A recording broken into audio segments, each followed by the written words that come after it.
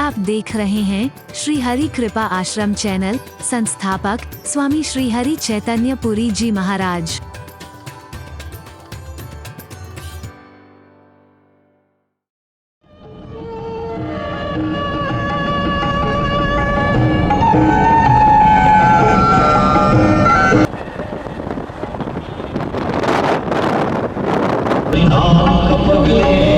पीछे बचता रहेगा।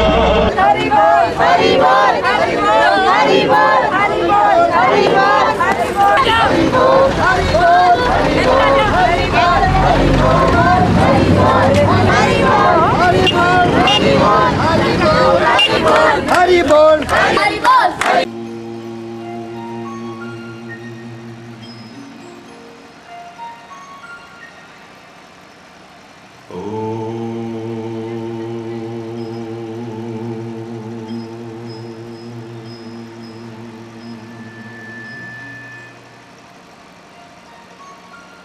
सर्वे भवन्तु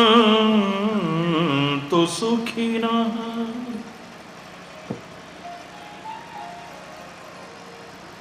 सर्वे सन्तु निरामयाः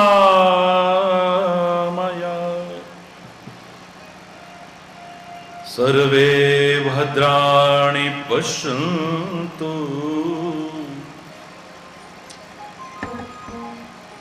मा कश्चित् दुःखभाग् भवेत्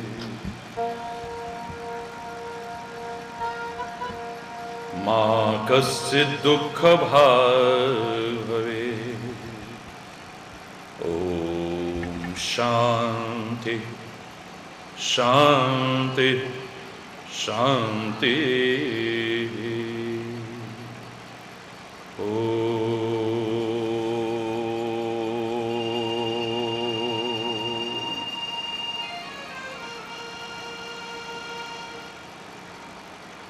चैतन्य शाश्वतं शान्तं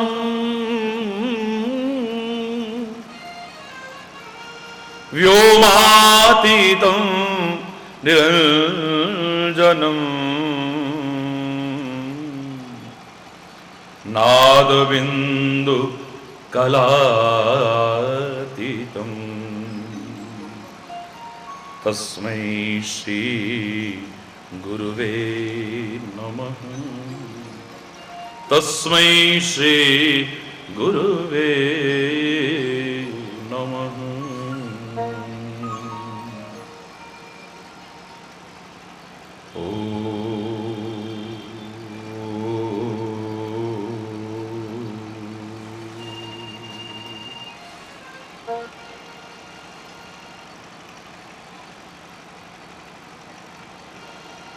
हरि बोल जोर से। दो फूल सजा लइए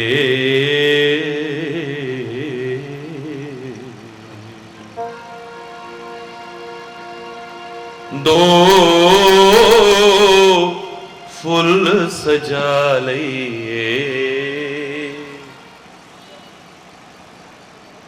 पिछों कोई काम करिए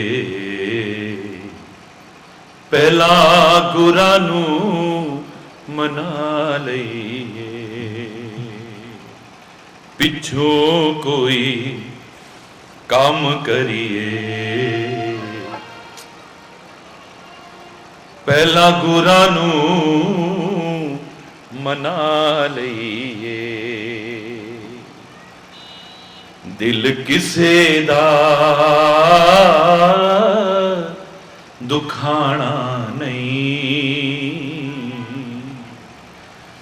दिल किसे दा दुखाना नहीं सारे काम भूल जाइए पर रब नू भुलाना सारे काम भूल जाइए ओ, ओ, ओ, सतगुरां नूं भुलाना नहीं। संसार है एक पासे, संसार है एक पासे, अपने सतगुरां दा दीदार है एक पासे, अपने सतगुरां दा दीदार है एक पासे। गुरु झोलियां परदे ने, गुरु झोलियां परदे ने, सुकियां टहनियां नूं गुरु हरियां करदे ने। सुकियां टहनियां नूं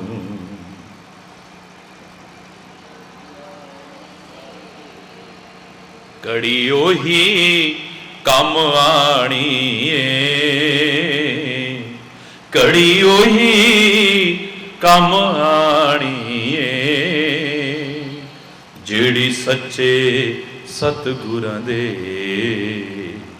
चरनां च बितानी है, जेड़ी सच्चे सतगुरां दे चरनां च बितानी। ओ असां रुलदे वेखे ने, असां रुलदे जेड़े सच्चे सतगुरां नूं भाई भुलदे वेखे ने, जेड़े सच्चे सतगुरां नूं भाई भुलदे वेखे ने। दो फुल सजा लईए, दो फुल सजा लईए, पिछों कोई कम करिए, पहला गुरां नूं मना लईए, पिछों कोई कम करिए, पहला गुरां नूं मना लईए, पहला गुरां नूं मना लईए।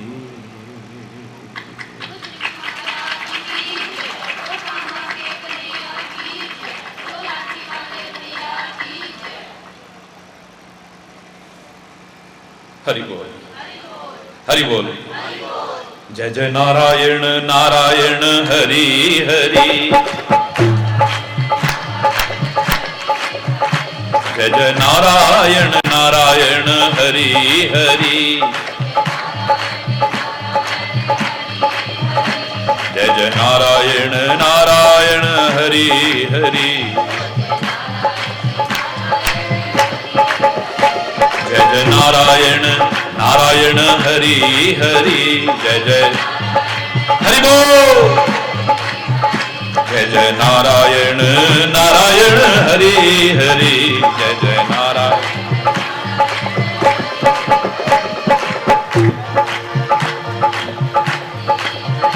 जय जय नारायण। तेरी लीला जग से न्यारी हरि, तेरी लीला जग से न्यारी हरि, भक्तों को लगती प्यारी हरि, भक्तों को लगती प्यारी हरि। नारायण नारायण हरि हरि, जय जय नारायण नारायण हरि हरि, जय जय नारायण जय जय नारायण नारायण हरि हरि। भक्तों के प्राण आधारे हरि, हरि बोल। भक्तों के प्राण आधारे हरि, सारे जग के परम सहारे हरि, सारे जग के परम सहारे हरि। नारायण नारायण हरि हरि, जय जय नारायण नारायण, जय जय नारायण नारायण हरि हरि, जय जय हरि बोल। जय जय नारायण नारायण हरि हरि। हम आए शरण तिहारी हरि, हरि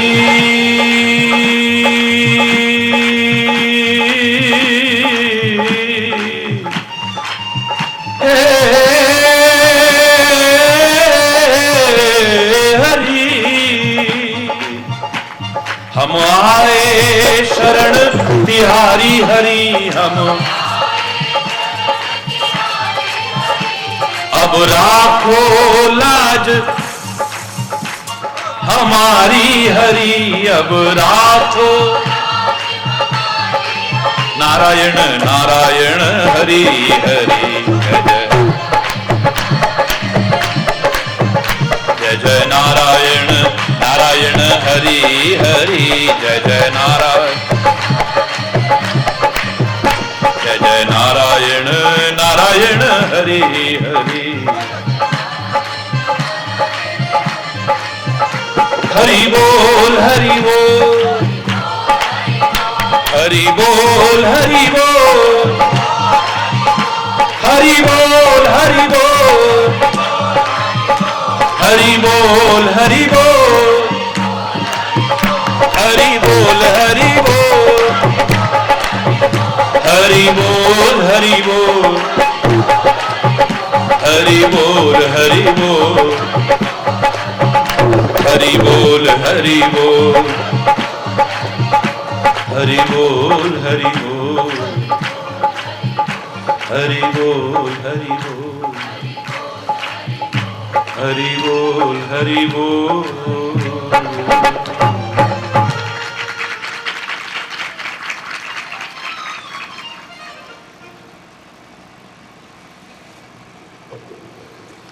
हरि बोल, जोर से और जोर से।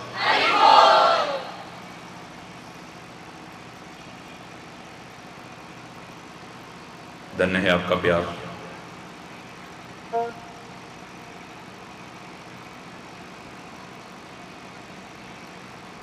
और धन्य है आपकी भावनाएं।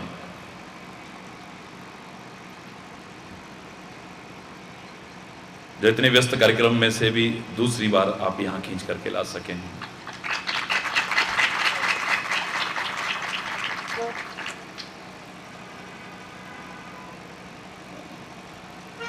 हरि बोल।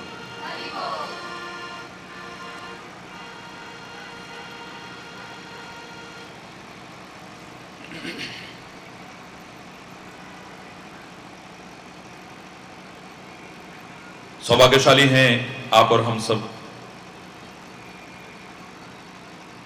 ये अवसर मिल रहा है।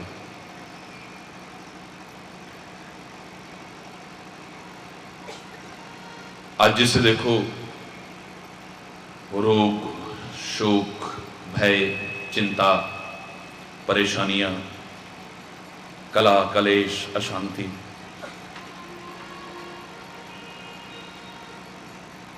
इन सब से जकड़ा हुआ है।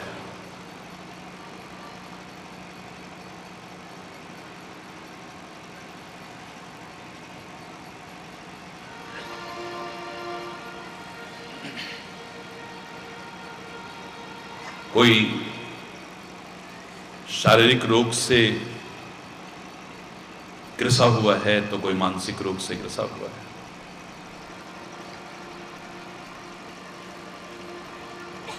किसी के अंदर कोई भय, किसी के अंदर कोई शोक, किसी के अंदर कोई चिंता, किसी के अंदर कोई परेशानी। अगर ये कह दिया जाए कि नानक दुखिया सब संसार, तो ना ये तब बात गलत थी, ना आज गलत है, ना आगे गलत रहेगी। हाँ, इतना जरूर है, सो सुखिया जो नाम आधार, खाली वही हो सकता है।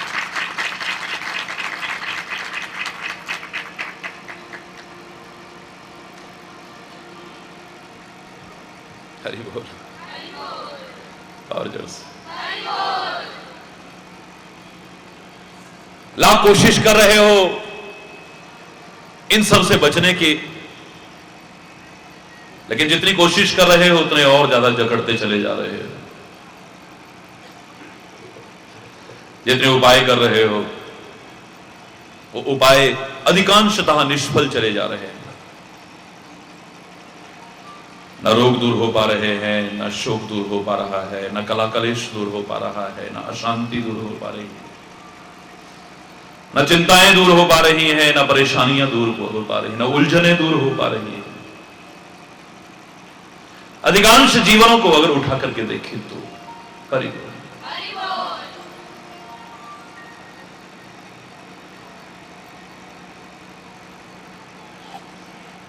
मैंने एक बार कहा था कि हम उपाय करते हैं, इन सबको दूर करने के, इन सब से बचने के उपाय करते हैं, लेकिन कारण खोजने की कोशिश नहीं करते हैं। एक बार अगर इनका कारण खोज लिया जाए तो उपाय की आवश्यकता नहीं पड़ेगी, और उपाय की आवश्यकता पड़ी तो जो उपाय करोगे वो निष्फल नहीं जाएगा, सफल होगा तुम्हारा उपाय।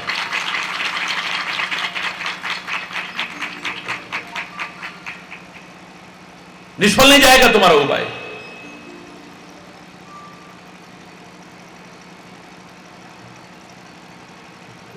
उपाय कर रहे हैं, जटिल से जटिल उपाय करने की कोशिश कर रहे हैं, कठिन से कठिन उपाय करने की कोशिश कर रहे हैं अपनी अपनी सामर्थ्य के अनुसार, लेकिन शब्द लगाना पड़ रहा है, सार्थक नहीं हो पा रहे आपके वो उपाय। मुझे पूछने की आवश्यकता नहीं, क्योंकि मैं जानता हूं, आप सबके जीवन को जानता हूं, अच्छी तरह से जानता हूं। ऊपर से जो बहुत खुश जैसे भी लगते हैं, उनको भी थोड़ा कुरेदने की कोशिश करो तो वहां से भी कोई ना कोई दुख की चिंगारी निकल आती है, कोई ना कोई चिंता की चिंगारी निकल आती है।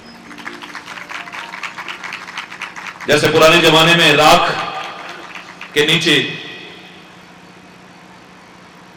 वो गोबर के उपले में लगी हुई आग को दबा दिया जाता था, बाहर लगता था कि इसमें आग नहीं है, लेकिन राख हटाई, थोड़ा कुरेदा, जरा सी फूंक मारी,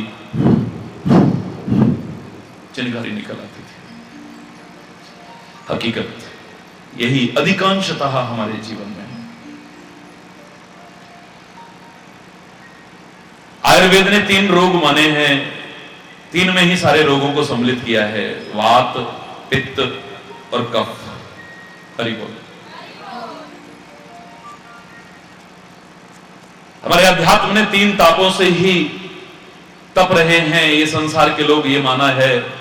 दैहिक, दैविक और भौतिक, इन 3 तापों से तप रहा है जी।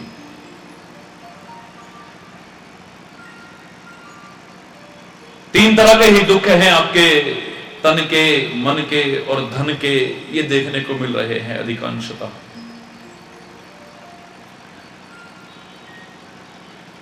और लाख कोशिश करके जब आप दूर नहीं कर पाते हो तो कई बार आज के वैज्ञानिक युग की दुहाई देने वाले आप लोग ढोंग, पाखंड, अंधविश्वास की चौखटों पर भी नाक रगड़ने में संकोच नहीं करते हो। ये बहुत ही चिंता का विषय है, दुर्भाग्यजनक।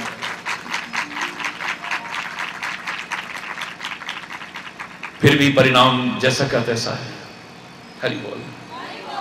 ढोंग, पाखंड, अंधविश्वास की दुकानों को फलता फूलता तो हमने किया, उनकी चौखटों पर नाक तो रगड़ी, लेकिन लाभ फिर भी शून्य मिला। न रोग दूर हो पाए तन के, न मन के, न शोक दूर हो पाया, न कलह कलेश दूर हो पाई, न अशांति दूर हो पाई, न विकार दूर हो पाए, न विकृतियां दूर हो पाई। इन 3 दिनों में विचार करना, अपने लाठी वाले भैया के साथ, मैं कोई उपदेश नहीं दे रहा हूं, आपका भाई होने के नाते आपस में विचार विमर्श करने का मौका मिला है। गहराई से समझने की कोशिश करेंगे। मैं दावे से कह रहा हूं कि तीनों प्रकार के तापों से, तीनों प्रकार के रोगों से, तीनों प्रकार के दुखों से अगर दूर ना हो जाएं तब कहिएगा। मैं पूरे नाटक की कथा नहीं कर रहा हूं, है तो सारे के सारे ग्रसित, उपाय भी कर रहे हो लेकिन कारण नहीं खोज रहे हो। कारण खोजना है।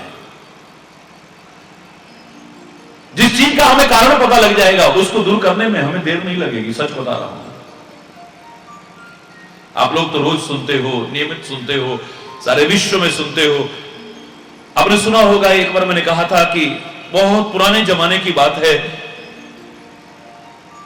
सारी दुनिया का राजा चक्रवर्ती सम्राट, उसके पैर में कांटा चुभ गया। अरे बोलना, जोर से बोलना। उसके पैर में कांटा चुभा, राजा के पैर में कांटा चुभा है। कोई मामूली बात नहीं थी। जूते चप्पलों का तब तक प्रचलन प्रारंभ नहीं हुआ था। हाहाकार मच गया है। तुरंत एक सभा बुलाई गई, सारे मंत्रियों को इकट्ठा किया गया, राज दरबार में आके सब बैठे। राजा ने कहा कि आज के बाद अगर मेरे पैर में कोई कांटा चुभा तो मंत्रियों तुम्हारी गर्दन कलम कर दूंगा मैं।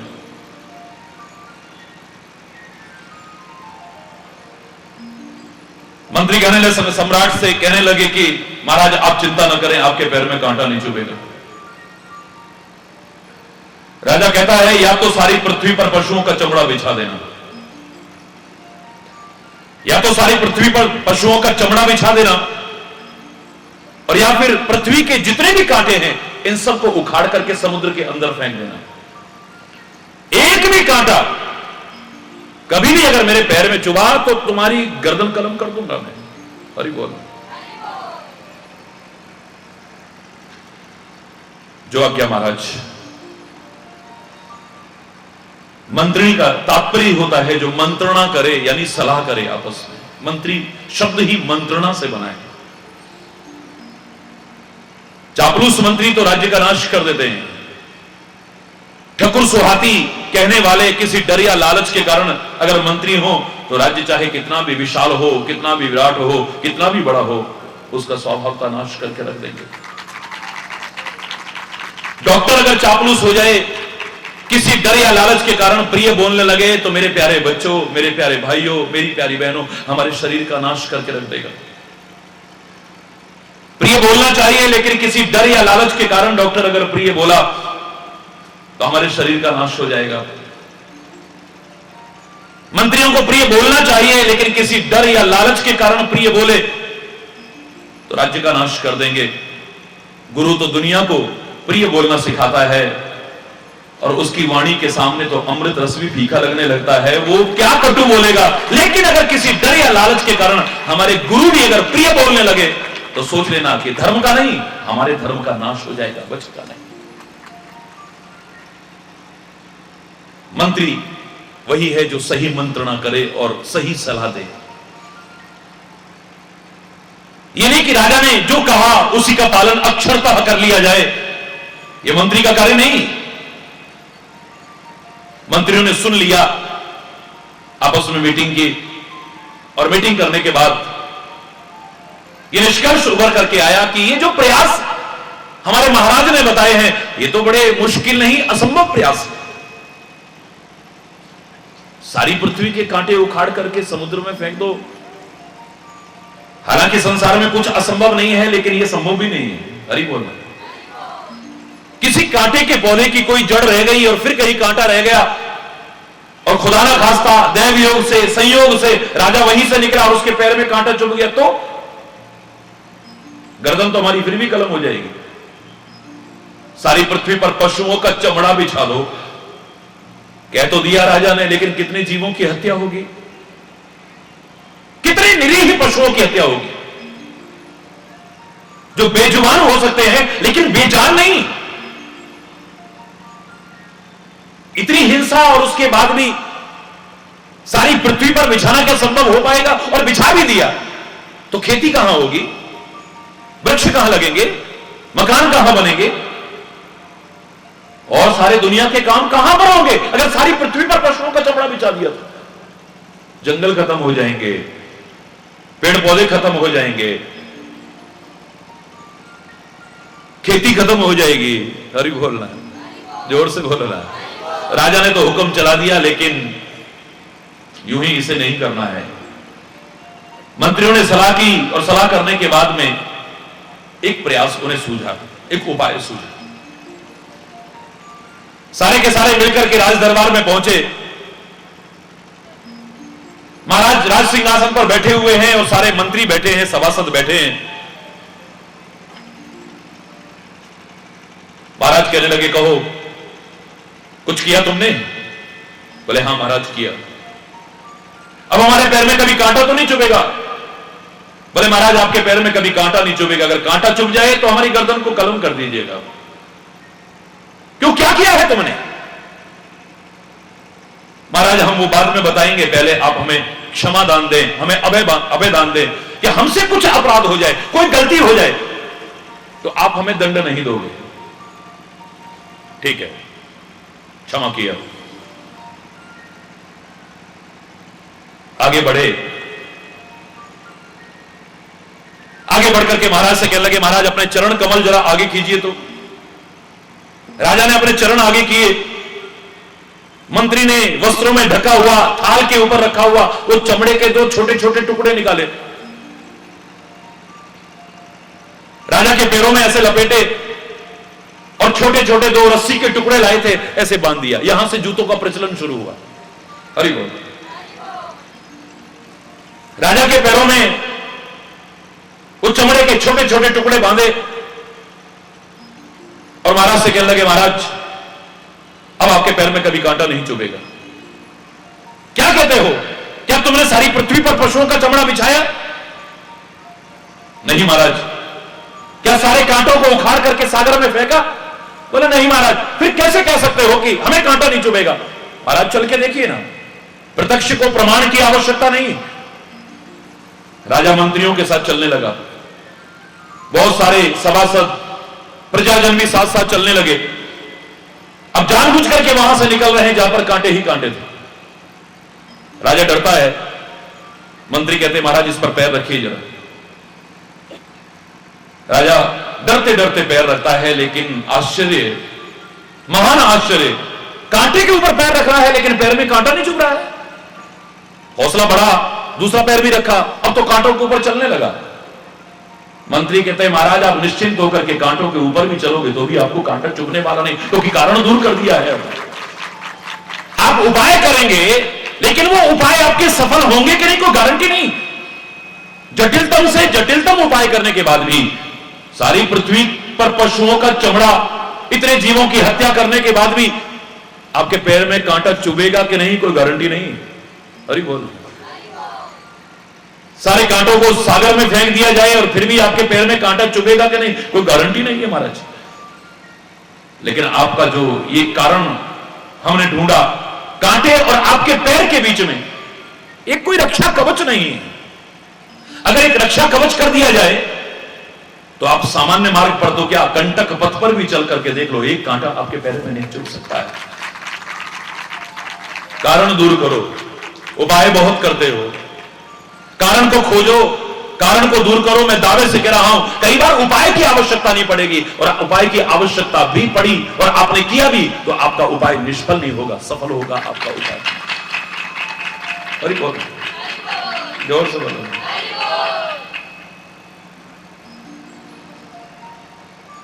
एक बात और याद रखना कि आज अब जूते बन गए हैं, चप्पल बन गए हैं, तो ये नहीं कि खाली जूता पहन लो और चप्पल पहन लो तो कांटों से बच जाओगे। अपने साइज का पहनना, कांटे से इतना कष्ट होगा या नहीं वो अलग बात है, लेकिन अगर और किसी साइज का पहन लिया तो कष्ट कितना हो जाएगा शायद आपको इसका।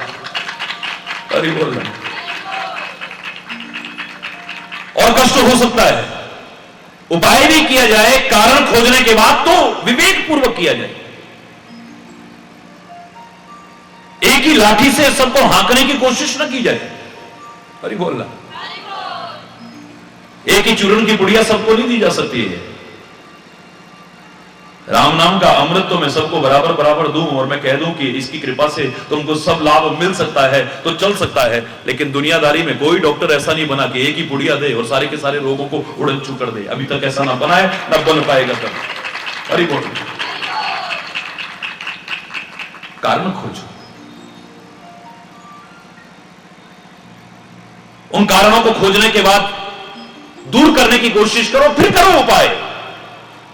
चाहे वो रोग के हो, चाहे शोक के हो, चाहे भय के हो, चाहे चिंता के हो, चाहे परेशानी के हो, चाहे कला कलेश के हो, चाहे अशांति के हो, चाहे समाज में वैमनस्यता के हो, मनमुटाव के हो, कोई भी हो, कारण खोजो, उनको दूर करो।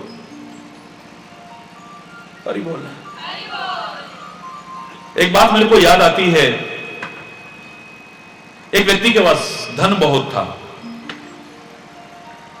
लेकिन रहता था वैसे मोहल्ले में जहां गाड़ियों की आने जाने की भी बड़ी दिक्कत होती थी।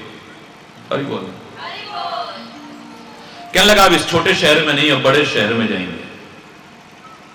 कई करोड़ रुपए लगा करके ठेकेदार को ठेका दिया, एक आलीशान महल नुमा बंगला बनवाया। अरे बोल, आलीशान, हर चीज स्वयं डिस्कस की और कहा कि ये ऐसा होना चाहिए, ऐसा होना चाहिए, रसोई में ऐसा होना चाहिए, ड्राइंग रूम में ऐसा होना चाहिए, वहां ऐसा होना चाहिए, वहां ऐसा होना चाहिए। मन मर्जी के मुताबिक सब कुछ बनवाया है। ड्राइंग रूम में 30 लाख रुपए की एक बहुत कीमती मेज बनवाई गई। आलीशान, तरह तरह की धातुआं लगी हैं उसमें, और कहीं पर मोती लगे हैं, कहीं पर कुछ लगा है, कहीं कुछ लगा है। 30 लाख रुपए कीमत बैठी उस मेज की, ड्राइंग रूम में बनाई गई।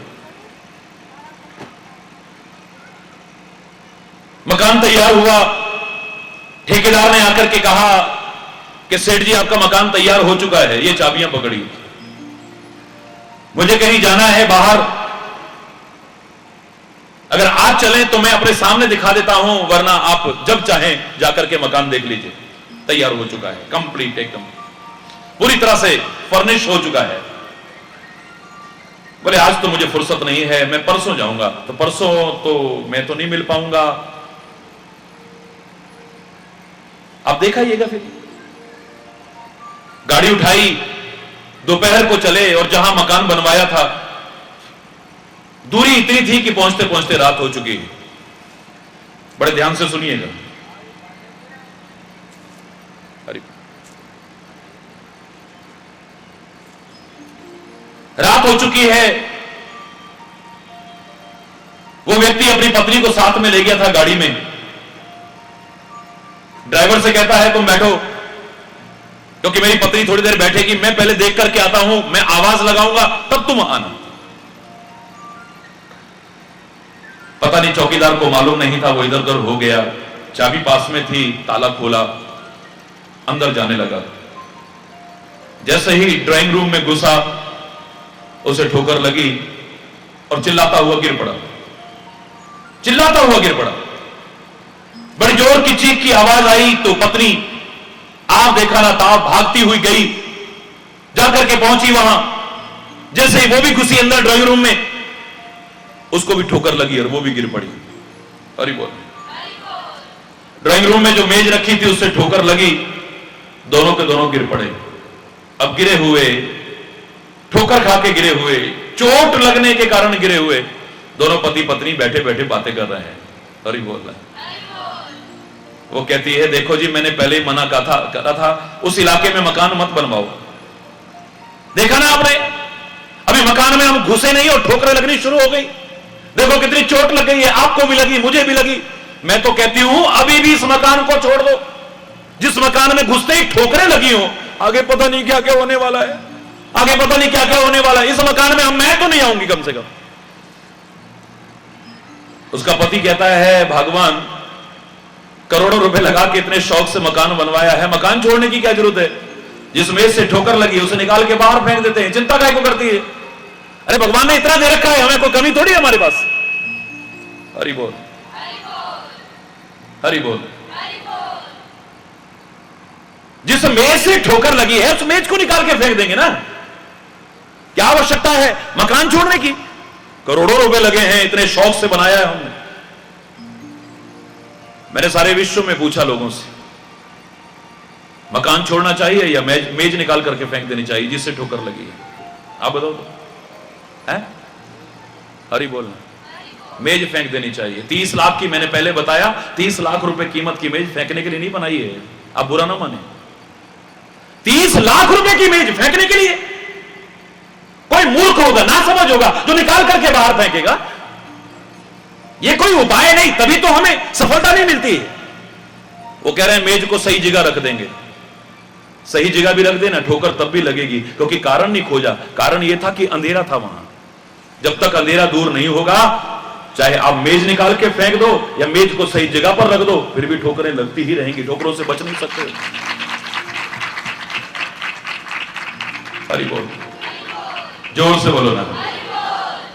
जब तक आप कारण दूर नहीं करेंगे, कारण क्या है? अंधेरा। जब तक अंधेरा दूर नहीं, इनको मालूम नहीं था स्विच कहां है। अभी बोलना है, स्विच ऑन कर दिया होता, प्रकाश हो गया होता, तो 30 लाख रुपए की कीमती मेज ना सही जगह पर रखने की जरूरत, जहां रखी है बहुत अच्छी जगह रखी हुई है, ना हटाने की जरूरत है, ना बाहर फेंकने की आवश्यकता है, न मकान छोड़ने की आवश्यकता है, ना मेज फेंकने की आवश्यकता है।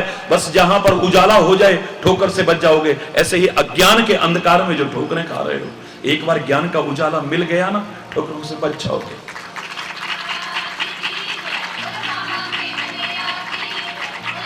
हम उपाय करते हैं, हमें जीवन में जो ठोकरें मिलती हैं, हमें जो दुख मिलते हैं, हमें जो क्लेश मिलता है, हमें जो अशांति मिलती है, रोग शोक भय से जो ग्रसित हैं हम इनके उपाय करते हैं, कारण नहीं खोजते हैं।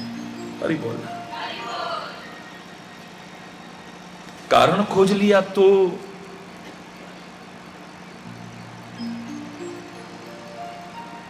दुनिया का सबसे बड़ा ईएनटी का specialist, ear nose and throat, नाक कान गला, हरि बोल, विश्व का सबसे बड़ा स्पेशलिस्ट मिल गया, लेकिन हमारा गला ठीक नहीं हो पा रहा है। दुनिया के सबसे बड़े डॉक्टर को फेल करके दिखा देंगे हम। हमने तो उसका भी इलाज करा दी, पर हमारे गले में कोई फर्क नहीं। 2 दिन ठीक होता है, फिर वही हो जाता है। डॉक्टर ने जो दवाई दी थी, ली तुमने? बोले ली थी। कुछ और भी बताया था उसने?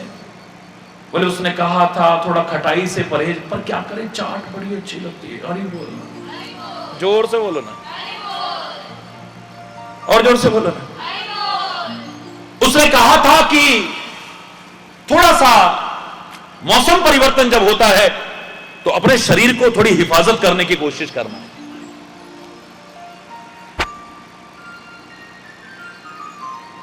थोड़ा बचा करके रखना है। सर्दी से बचने की कोशिश करना, धूल से बचने की कोशिश करना, धुएं से बचने की कोशिश करना। अरे बोलना। लेकिन क्या करें, फैशन ऐसा चल गया कि सर्दी में कहीं पार्टी में जा रहे हैं तो शॉल ओढ़ने में भी शर्म आ रही है। कपड़े देखो हमारी बहनों के, बेटियों के, माताओं के, तो कई बार शर्म आ जाएगी। हरि बोल, जोर से बोलो। ऐसा फैशन। और क्या कहा था डॉक्टर ने? उसने कहा था थोड़ा बोला धीरे करो। और क्या करो, जब मुझे गुस्सा आ जाता है ना, मैं जोर से बोल देता। अरे बोल, क्या करें, सुनते ही नहीं है बच्चे, चीखना पड़ता है। अरे बोल। एक डॉक्टर ने कहा था थोड़ा कम बोला करो। कम बोलते हो? बोले कम बोलूं कैसे, काम ऐसा है सारा दिन बोलना पड़ता है। तो तू लाख दवाइयां करता रहे, जो कारण जिसकी वजह से ऐसा हो रहा है वो दूर ना किया, तेरा गला ठीक होने वाला बिल्कुल नहीं है। बड़े से बड़े डॉक्टर को फेल करके दिखा देगा तू। वोकल कॉर्ड को रेस्ट दे थोड़ा, हरि बोल। हर कोई हरि चैतन्य थोड़ी ना है जो सारा दिन बोलता रहे हरि बोल। जोर से बोलो, क्योंकि हरि चैतन्य नहीं बोलता है, उसकी कृपा उसकी शक्ति बुलवाती है तो मैं बोलता हूं। अगर तुम भी ऐसे हो जाओ तो बात अलग है, वरना सारा दिन बोलोगे तो गले पर तो असर पड़ेगा। हरि बोल। कारण खोजो, कारण को दूर करो मेरे प्यारे बच्चों, मेरे प्यारे भाइयों, मेरी प्यारी बहनों। कई बार उपाय की आवश्यकता नहीं पड़ेगी, उपाय की आवश्यकता भी पड़ी तो आपका उपाय बेकार नहीं जाएगा, सफल होगा। क्या करें, रात दिन बहुत कलेश होता है हमारे घर में, बहुत कलेश होता है हमारे घर में। लगता है किसी ने कुछ कर दिया है। हरि बोल। वहां गए थे, वो माता रानी आ रही थी, उसने भी बताया था तुम्हारे पड़ोसी ने कुछ कर दिया है। हरि बोल। फलाने के यहां गए थे, उसको देवता आ रहा था, उसने भी बताया कि कुछ कर दिया है। हरि बोल। अरे जोर से बोलो ना। सैकड़ों मंडियां तो हिलनी मैं भी बंद करा चुका हूं। एक जगह गया तो बड़ी लाइनें लगी। पूरे भारत की पदयात्रा में थोड़ा सा धर्म का वैज्ञानिक स्वरूप जो प्रस्तुत करने की कोशिश की, उसी का परिणाम है सारे विश्व में जितनी युवा पीढ़ी है सबसे ज्यादा आकर्षित होकर के इस ओर आने का प्रयास कर रही है। अभी पीछे फिर एक जगह गए तो बोले महाराज जी जोत प्रचंड आप करेंगे। मैंने कहा अच्छा भाई मैं आ जाऊंगा। हरि बोल। हरि चैतन्य पहुंच गया उनके प्यार और भावनाओं से, और कोई ताकत तो हरि चैतन्य को बुलाने वाली है नहीं। पैसा होगा आप बड़े बड़े कथावाचक को बुला सकते हो, पैसा हो सामर्थ्य हो बड़े बड़े गायक को बुला सकते हो, बड़े बड़े संगीत सम्राट बुला सकते हो, भजन सम्राट बुला सकते हो। हरि बोलना। लेकिन एक संत को, गुरु को, महापुरुष को प्यार और भावनाओं के अलावा कोई ताकत अभी तक नहीं जो बुला सकती। हरि बोल। प्यार और भावनाओं से बुलाया, हरि चैतन्य उनके प्यार और भावनाओं के वशीभूत खिंचा हुआ गया ज्योति प्रचंड की, और जैसे ही उन्होंने प्रेम पूर्वक प्रार्थना की कि महाराज जी एक भजन तो आपको बोलना ही पड़ेगा। मैं कोई प्रोफेशनल गायक तो हूं नहीं, उसके प्यार में गा लेता हूं, टूटा फूटा जैसा भी हो, लेकिन मिश्री चाहे टूटी हो, फूटी हो, छोटी हो, बड़ी हो, ऐसी हो वैसी, सब मीठी मीठी है। जो परमात्मा के नाम के रसे के उनको अच्छा लगता है, इसमें महत्ता आपकी है, मेरी नहीं। अरे बोल। बड़े प्यार से गाने लगा तो वहां तो एक बस और बवंडर हो गया वो। और ही बोल। सब कुछ जानने के बावजूद मैंने पूछा ये क्या होगा,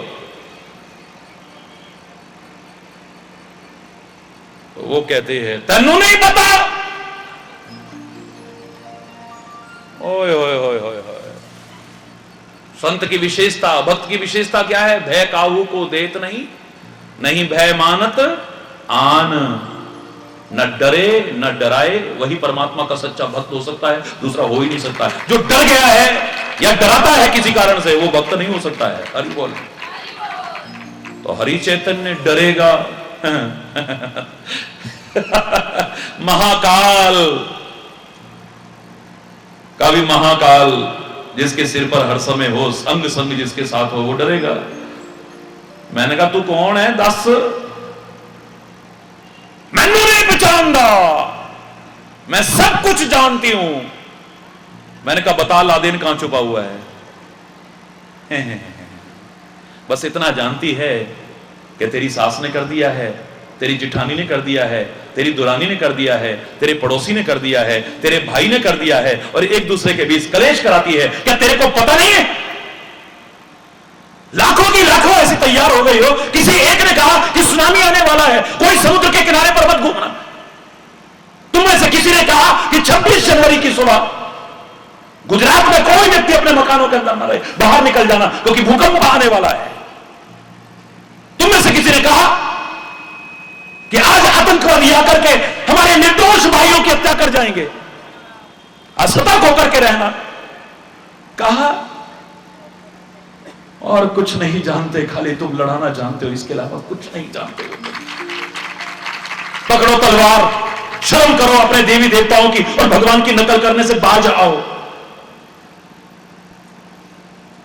ऐसा ही है तो मैं कह रहा हूं, पकड़ना तलवार और त्रिशूल, पहुंचा बॉर्डर पे।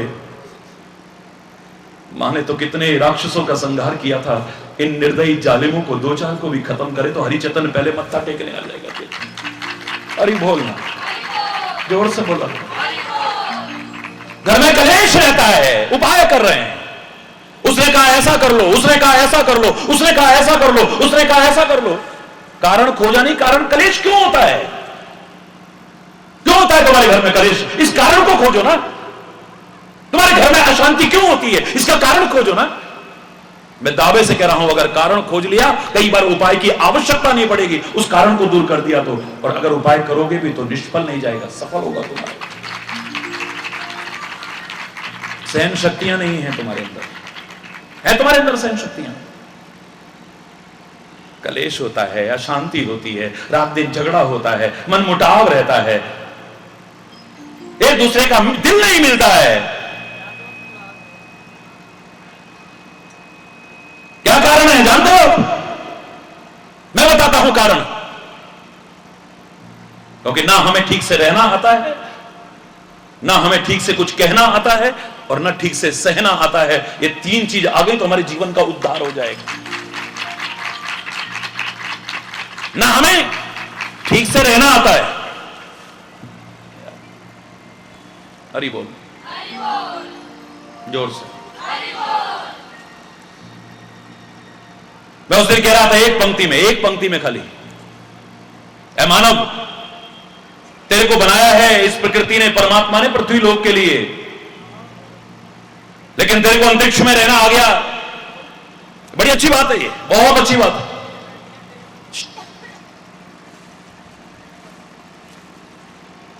हरि बोल। बनाया तेरे को पृथ्वी लोक के लिए है, लेकिन तेरे को अंतरिक्ष में रहना आ गया। बड़ी अच्छी बात है। जहां ग्रेविटी नहीं है, गुरुत्वाकर्षण का प्रभाव नहीं है, वहां रहना आ गया। वाह, कमाल है। अगर तेरे को आकाश में रहना आ गया, तेरे को आकाश के लिए बनाया नहीं था। अगर आकाश के लिए बनाया होता, तेरे पंख बनाए होते, लेकिन तेरे को आकाश में रहना आ गया। ए मानव, महीनों आकाश के चक्कर काटते रहते हैं लोग, गिनीज बुक में नाम लिखा रहे हैं, महीनों। तेरे को अंतरिक्ष में रहना आ गया, तेरे को आकाश में रहना आ गया। सागर में रहना असंभव तो नहीं, लेकिन इतना सरल भी नहीं था, तेरे को वहां भी रहना आ गया है। चारों ओर खारा पानी, दूर दूर तक कुछ नजर नहीं आता। इतना सरल नहीं था उसमें रहना, लेकिन महीनों नहीं, वर्षों लोग रहते हैं समुद्र के अंदर। अरे बोल, समुद्र में रहते हैं। बहुत मुश्किल था, असंभव तो नहीं था, क्योंकि हरि चैतन्य की विचार में असंभव शब्द, इम्पॉसिबल शब्द, ये मूर्खों की डिक्शनरी में होता होगा, समझदारों की डिक्शनरी में बिल्कुल भी नहीं है, कर्मठ लोगों की डिक्शनरी में बिल्कुल भी नहीं है। Nothing is impossible in this world. Impossible itself say that I am possible, so nothing is impossible. Hari बोल, जोर से बोलो। It may be difficult, कठिन हो सकता है, तो बड़ा कठिन था, इतना सरल नहीं था समुद्र में रहना, लेकिन तेरे को समुद्र में रहना आ गया। महीनों रह लेता है तो वाह, कमाल है। और तो और समुद्र में तो क्या, समुद्र के अंदर भी रह लेता है तो। हम में से ही कुछ लोग वैज्ञानिक रिसर्च करते हैं और महीनों अंदर रिसर्च करते रहते हैं, ऑक्सीजन लगे हैं। और ही बोल, समुद्र के अंदर रहने के लिए नहीं बनाया, वरना मछली की तरह हमारा कोई इंतजाम होता, लेकिन हमें वहां भी रहना आ गया। एक पंक्ति में कहा था मैंने, मेरे प्यारे बच्चों, मेरे प्यारे भाइयों, मेरी प्यारी बहनों, तुम्हें अंतरिक्ष में रहना आ गया, तुम्हें आकाश में रहना आ गया, तुम्हें समुद्र में रहना आ गया, समुद्र के अंदर रहना आ गया। काश जिस पृथ्वी लोक के लिए बनाया था तुम्हें, इस पृथ्वी पर भी रहना आ जाता, तो समाज की दुर्दशा दूर हो जाती, दशा ही कुछ और होती। वो स्वर्ग किसने देखा था, ये स्वर्ग बन जाता जिस पर तुम रह रहे हो। स्वर्ग तुल्य वातावरण होता। क्या है स्वर्ग? जहां प्यार है, जहां सद्भाव है, जहां सुलूक है, जहां मेल जोल है, जहां एक दूसरे को एक दूसरे की बात अच्छी लगती है, जहां शांति है, जहां सद्भाव है, वही स्वर्ग है।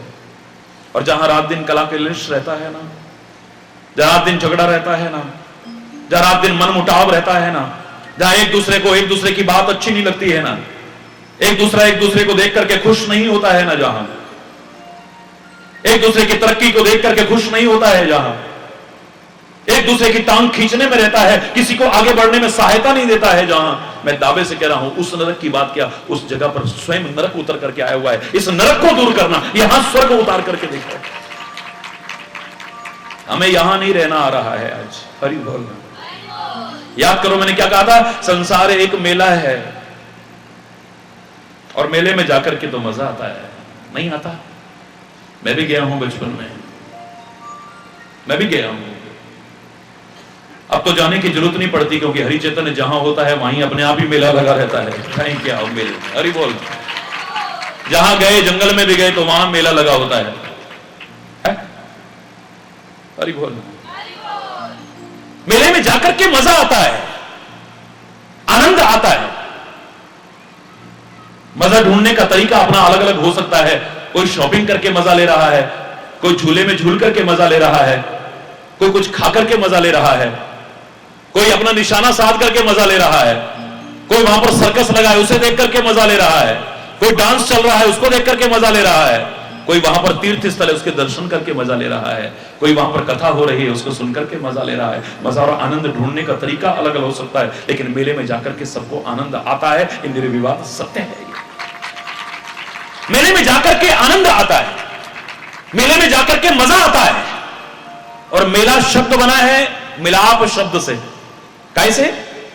क्योंकि वहां लोग मिलते हैं, बहुत इकट्ठे होकर के मिलते हैं, विभिन्न वर्गों के लोग इकट्ठे होकर के मिलते हैं, विभिन्न समुदायों के लोग इकट्ठे होकर के मिलते हैं, विभिन्न धर्मों और मजहबों के लोग इकट्ठे होकर के मिलते हैं उस मेले के अंदर आकर के। मेले में आकर के मजा आता है। और भारत तो है भी मेलों का देश। यहां कभी लोहड़ी का मेला लगता है, तो कभी संक्रांत का मेला लगता है, कभी शिवरात्रि का मेला लगता है, तो कभी होली का मेला लगता है, तो कभी दिवाली का मेला लगता है, कभी गुरु पर्व का मेला लगता है, कभी ईद का मेला लगता है, तो कभी किसी चीज का मेला लगता है। यहाँ बैसाखी का मेला लगता है। यहाँ तो मेले ही मेले हैं। और एक मेला तो ऐसा भी हमारा है कि सारी दुनिया आश्चर्यचकित है कि कोई इंतजाम करने वाला नहीं, लेकिन उस महाकुंभ के मेले में जिसमें करोड़ों लोग एक साथ मिलकर के आनंद लेते हैं, ऐसा कहां अद्भुत दृश्य मिलेगा? है कहां मिलेगा ऐसा दृश्य? यहां पर मेलों का देश है, मिलाप का देश है। मिलते हैं यहाँ लोग इकट्ठे होकर के मेलों में, जगह जगह पर मिलते हैं। कहीं पर दुर्गा मेला लग रहा है, कहीं गणेश मेला लग रहा है। महाराष्ट्र में जाओगे तो गणेश उत्सव देखने लायक होता है। और पहुंच गए अगर बंगाल साइड में तो दुर्गा का मेला देखो आप, वाह गजब, क्या उत्साह, क्या श्रद्धा, अनूठा दर्शन होता है। हरि बोल। ब्रज में चले जाओ तो होली का मेला और जन्माष्टमी का मेला देखो आप, सावन के मेले देखो आप। हरि बोल रहा है। अपने अपने जगह पर सब जगह है। मेला मिलाप से बना है, मिलने से बना है। मेले में जाकर के मजा आता है, आनंद आता है मेरे प्यारे बच्चों। लेकिन अगर मेले में तुम्हें ठीक से चलना ना आया, मेले में ठीक से बोलना ना आया, मेले में ठीक से व्यवहार करना ना आया, मेले में ठीक से लेन देन करना ना आया, तो मेला कब झमेला बन जाएगा कोई पता नहीं है। एक क्षण लगता है, फिर वो मेला मजा देने लायक नहीं होगा। वो मेला कब झमेला बन जाए कोई कुछ नहीं कह सकता है। जरा देर में लड़ाई झगड़ा हो जाएगा, जरा देर में देख के नहीं चलता है, सोच के बोल,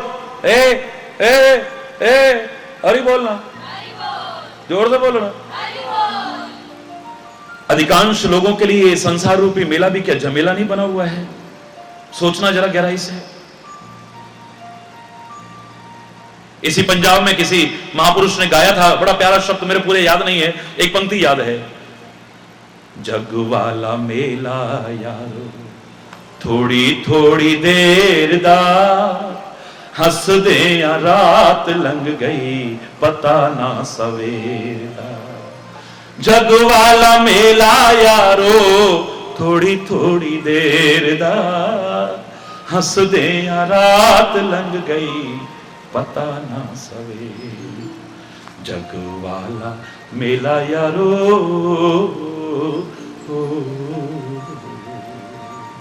पूरा नहीं सुना रहा। मेला है, मेले में जाके आनंद आता है, लेकिन मेले में चलना ठीक से ना आया, मेले में बोलना ठीक से ना आया, मेले में व्यवहार करना ठीक से ना आया, मेले में लेन देन करना ठीक से ना आया, मेला कब झमेला बन जाएगा कोई पता नहीं, एक क्षण लगेगा। और अधिकांश लोगों का जीवन झमेला बना हुआ है। मेले में झ शब्द जुड़ गया है। पैदा होते ही आपने सिखाया भी बच्चों को वही जा हरि बोल, फिर आगे कपड़ा करा चा हरि बोल। मेला झमेला बना दिया है, बुरी तरह से झमेला बना हुआ है।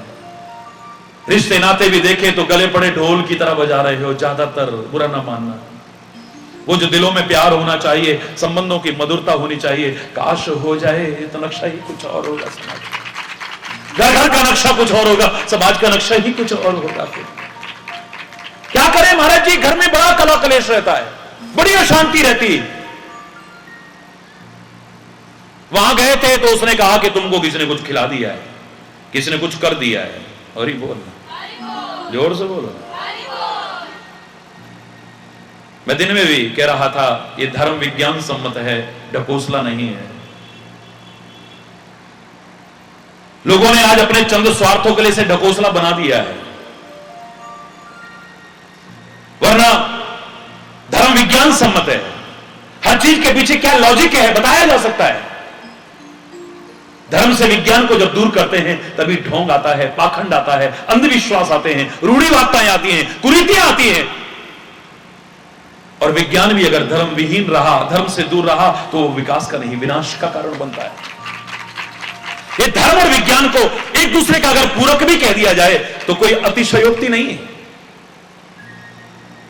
एक दूसरे के पारस्परिक संबंध पर चर्चा करें तो मेरे शायद महीनों बोल जाएं। हरि बोलना,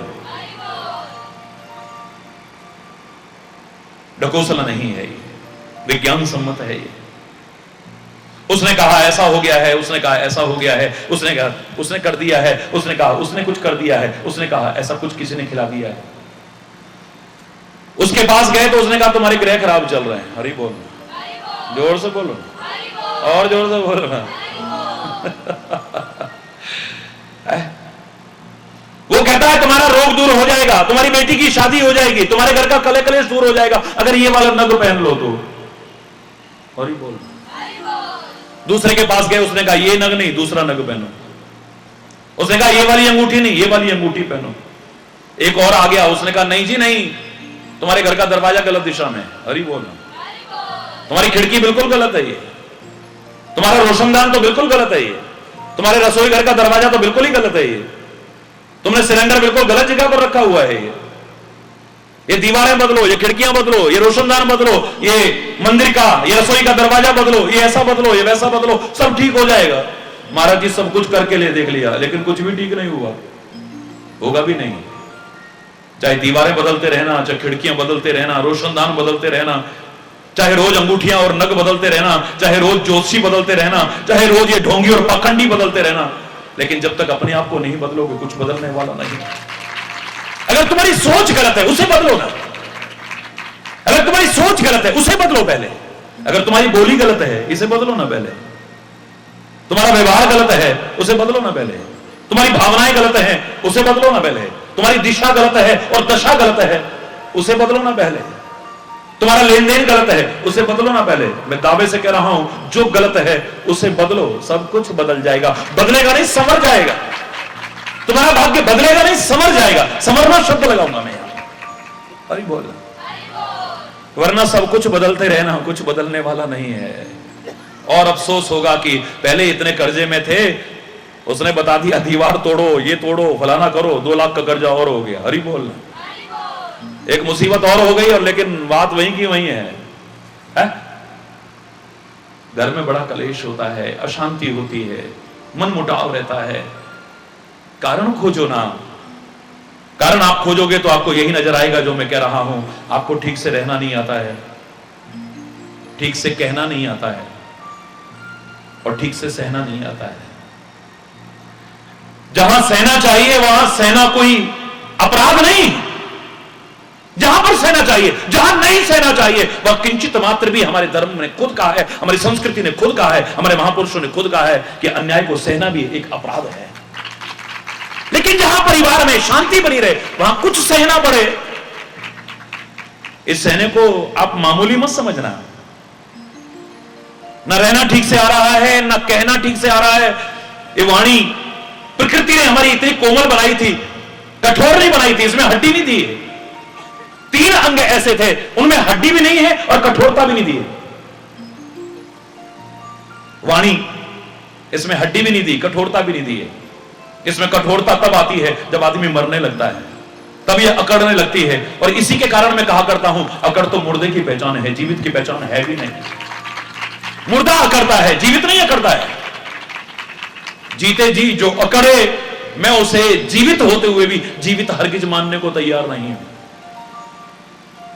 अगर शरीर में कहीं अकड़ आ गई है तो क्या डॉक्टर के पास नहीं जाते हो? नहीं जाते हो तो जाना चाहिए। डॉक्टर साहब, हमारी गर्दन अकड़ गई है, कुछ करो ना उपाय। डॉक्टर साहब, हमारी कमर अकड़ गई है, कुछ उपाय करो ना। डॉक्टर साहब, हमारे हाथ अकड़ गए हैं, ये ठीक ही नहीं होते हैं, कुछ करो ना उपाय। डॉक्टर साहब, हमारे घुटने अकड़ गए हैं। ये अकड़ जब तक दूर नहीं होगी तब तक सुख से और चैन से तुम रह भी नहीं सकते हो। ताबे से कह रहा हूं।